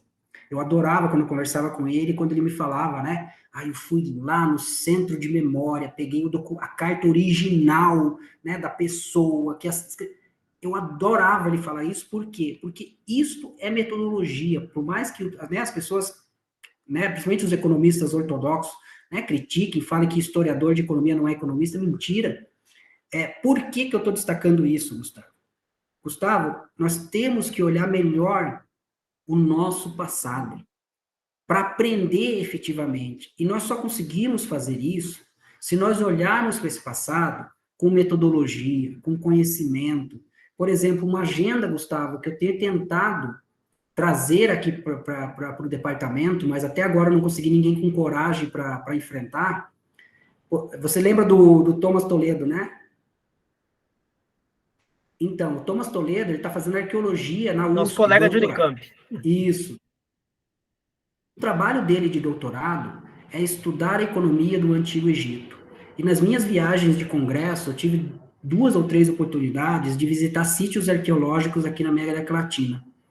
E você não imagina, Gustavo, a complexidade econômica que eram aquelas sociedades. E nós desconhecemos completamente. Desconhecemos, inclusive, por que elas entraram em colapso. Então, nós precisamos olhar essas sociedades, olhar suas estruturas econômicas e vejam que o que chama atenção, elas não eram capitalistas e elas entraram em colapso. Então, eu tenho que olhar melhor para saber quais são esses elementos que podem determinar ou que podem influenciar o colapso de uma sociedade. Porque o nosso desafio, diferentemente dessas sociedades antigas, ele não é mais regional. Então, quando a cultura maia entrou em colapso, a cultura egípcia e várias outras, eram locais, no máximo regionais. Então, você tinha todo mundo para explorar. O problema é que hoje, ele se unificou, ele se globalizou. Não é no sentido de globalização, mas o problema nosso ele é global. Então, não adianta, por exemplo, o Brasil assinar qualquer acordo ambiental e atender, como o Ricardo perguntou da contradição, atender esse acordo ambiental se o restante dos países não fizer.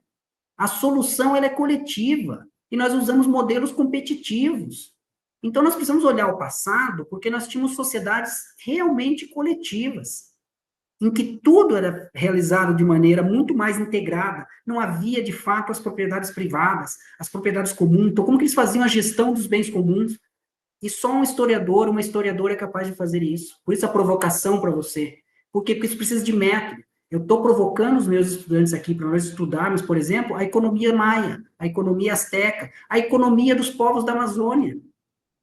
Mas eu não sou historiador, então eu vou fazer um trabalho muito superficial, vou pegar a pontinha do iceberg. Mas um historiador vai lá pegar os originais, vai lá ler os resultados arqueológicos, entende? Vai de fato buscar, o Thomas Toledo, ele lê os hieroglifos. Eu acho fenomenal, é isso aí. Porque só assim, de fato, Gustavo, nós conseguiremos sair dessas amarras que nós estamos hoje. Né? Só para encerrar, o Herman Daly, que lamentavelmente faleceu em outubro do ano passado, ele cunhou o termo growthmania. É isso, nós estamos contaminados pelo vício da growthmania. Crescimento, crescimento, crescimento, e nós pagamos qualquer preço por esse crescimento. O problema é que daqui a pouco não haverá mais preço. Porque nós podemos entrar nesse cenário que eu coloquei para vocês, que é um cenário de ruptura. E aí as consequências, ninguém sabe o que vai acontecer. Obrigado, Gustavo. E parabéns, esqueci de falar, parabéns aos estudantes, fiquei muito feliz com as perguntas. Pessoal, é isso mesmo. Não é uma questão de concordar. Tem dúvida, tem crítica, vai lá e pergunta, vocês têm esse direito, tá bom? Parabéns. Não, e isso funciona muito bem com um cara que nem você, Júnior, que sabe ouvir, sabe respeitar e obviamente, né, escutar as dúvidas dos outros. Então, acho que uma coisa casa com a outra. Cara, muito legal, muito bacana. Com isso, eu quero, né, aqui, interromper a gravação nossa, né? Deixa eu parar aqui, fica mais à vontade um pouquinho. Deixa eu interromper aqui, isso, parar a gravação.